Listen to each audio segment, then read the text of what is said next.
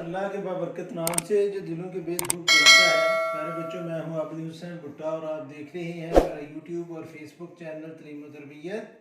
आज की इस वीडियो में मैं मैथमेटिक्स क्लास 10 की एक्सरसाइज 4.1 का क्वेश्चन नंबर 1 करूँगा।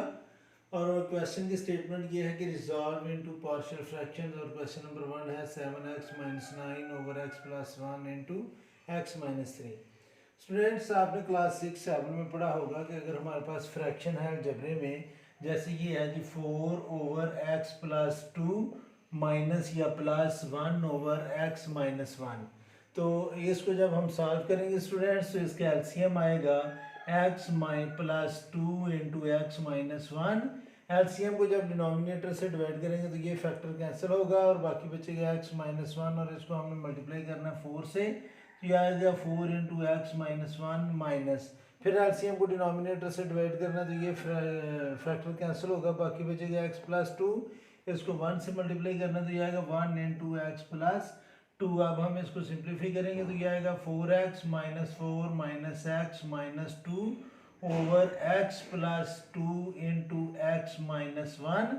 4x में से ये x आप माइनस करेंगे तो बाकी आएगा स्टूडेंट्स 3x, और -4 - 2 mean students -6 over x + 2 into x - 1। अब न्यूमरेटर में से 3 हम कॉमन ले लेंगे, कॉमन आ रहा है, और बाकी बचेगा x - 2 over x + 2 into x - 1।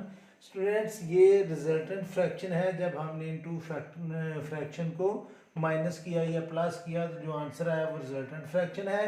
और ये क्लास 6 का क्वेश्चन था। अब स्टूडेंट्स आप 9 क्लास के बच्चे हैं या 10 क्लास के बच्चे हैं, तो अब ये रिजल्टेंट फ्रैक्शन हमें गिवन है, ये रिजल्टेंट फ्रैक्शन है, और हमने इसको इस फॉर्म में लेकर आना है। यानी कि कोई से 2 फ्रैक्शन थे, उसको हमने ऐड किया तो ये आंसर आया। अब हमने इसको रिजॉल्व करना है इस तरह के फॉर्म में, और इसका आंसर हमने डिफरेंट फ्रैक्शन में लेकर आना है।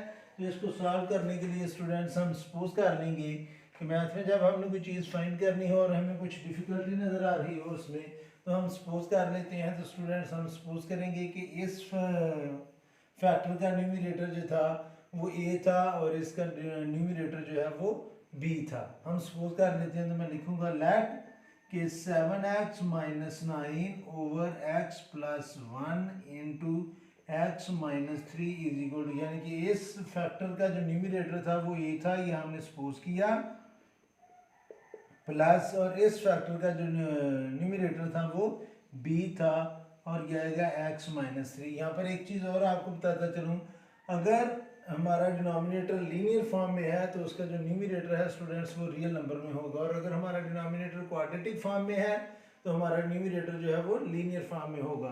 यानी कि अगर ये डिनोमिनेटर होता है x² + 1, तो मैंने इसका न्यूमरेटर लेना था ax + b, और फिर इसने c1 लेना था।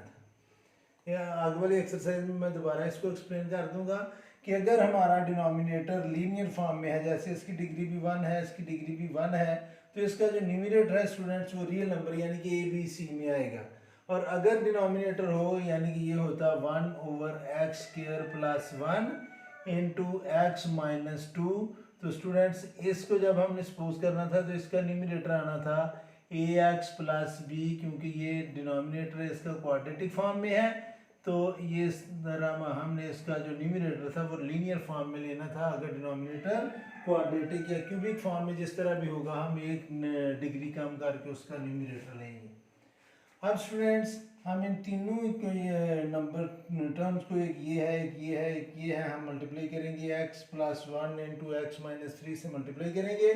तो जब हम इसको मल्टीप्लाई करेंगे तो ये दोनों फैक्टर्स कैंसिल होंगे, या इन अदर वर्ड्स कि ये दोनों फैक्टर इधर डिवाइड कर रहे हैं, इधर जाकर इससे भी और इससे भी अलग-अलग मल्टीप्लाई करेंगे, तो ये आ जाएगा 7x - 9 इज इक्वल टू, बेटा जब ये डिनोमिनेटर, चले पहले क्वेश्चन में मैं कर लेता हूँ, x + 1 इंटू x - 3, ये मल्टीप्लाई करेगा a ओवर x + 1 से, प्लस x + 1 इंटू x - 3, ये मल्टीप्लाई करेगा b ओवर x - 3 से।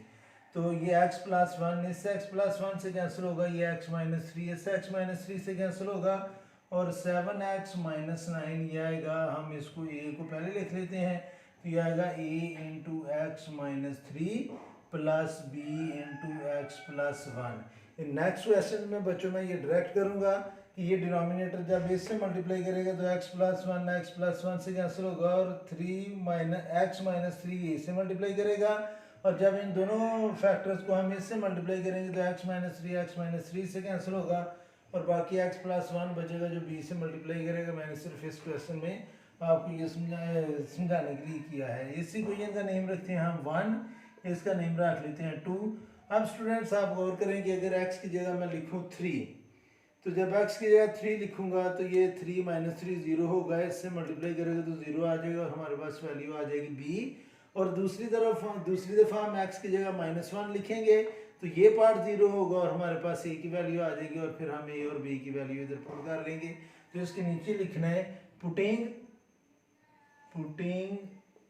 x is equal to 3 and x is equal to -1 in equation number 2। यानी कि इक्वेशन नंबर 2 में मैं पहले x की जगह 3 पुट करूंगा तो हमारे पास b की वैल्यू आएगी, और दूसरी दफ़ा x की जगह -1 पुट करूंगा तो ये जीरो होगा और हमारे पास a की वैल्यू आएगी। तो अब स्टूडेंट्स x की जगह मैंने लिखना है 3, तो ये आएगा 7 into three minus nine is equal to a into three minus three plus b into three plus one. जहाँ x आ रहा था इस इक्वेशन में इस x की जगह भी थ्री, इस x की जगह भी थ्री और इस x की जगह भी थ्री, मैंने थ्री पर पुट कर लिया है x की जगह। थ्री को सेवन से मल्टीप्लाई किया तो स्टूडेंट्स ये आएगा 21 minus nine is equal to a into zero plus b into four. तो 21 में से 9 को माइनस करें तो स्टूडेंट्स ये बाकी आएगा 12 इज इक्वल टू ए को जीरो से मल्टीप्लाई किया तो जीरो आएगा, जीरो को इसमें ऐड करेंगे तो कुछ भी नहीं आएगा स्टूडेंट्स, क्योंकि जीरो जो है वो आइडेंटिटी है, एडिटिव आइडेंटिटी है तो वो वैल्यू चेंज नहीं करता। तो ये आएगा b into four, four multiply कर रहा है इधर आकर डिवाइड करेगा तो ये आएगा 12 over four is equal to b या b इज इक्वल टू 3। तो b की वैल्यू हमारे पास आ गई है स्टूडेंट्स 3। अब इसी इक्वेशन नंबर वन में हमने x की जगह क्या पुट करना है -1, तो यह आएगा students 7 into -1 is equal to a into x की जगह -1 -3 और प्लस b इंटू -1 प्लस 1। अब स्टूडेंट्स इधर 9 भी आना था, 7 into -x plus 9 is equal to this, क्योंकि ये 9 मैंने मिस कर दिया था। -1 को 7 से मल्टीप्लाई करेंगे तो -7 plus 9 is equal to a into -4 और स्टूडेंट्स बाकी आएगा ये ज़ीरो बन जाएगा प्लस b इंटू ज़ीरो। अब जब हम इसको सॉल्व करेंगे मज़ीद सिंप्लीफाई करेंगे तो ये आ जाएगा स्टूडेंट्स हमारे पास 2 -7 प्लस सॉरी स्टूडेंट्स ये प्लस 9 नहीं है, ये -9 है, दो दफ़ा मिस्टेक हो गई है, ये भी -9 है। तो -7 -9 mean -16 is equal to a into -4 plus zero, और ज़ीरो प्लस ज़ीरो लिखने की ज़रूरत नहीं है। तो -4 जो है इसे मल्टीप्लाई कर रहा है, इधर आकर डिवाइड करेगा तो ये आएगा -16 over -4 is equal to a, minus minus से कैंसिल होगी, 4 1 जार 4 4 4 जार 16, तो a की वैल्यू आ गई है 4। b की वैल्यू थी हमारे पास 3 और a की वैल्यू क्या आई है 4। अब मैं लिखूंगा putting a and b in equation number 1। Equation number 1 में जहाँ पर a आ रहा है स्टूडेंट्स वहाँ पर मैं लिखूंगा 4 और जहाँ पर b आ रहा है वहाँ पर लिखूंगा 3।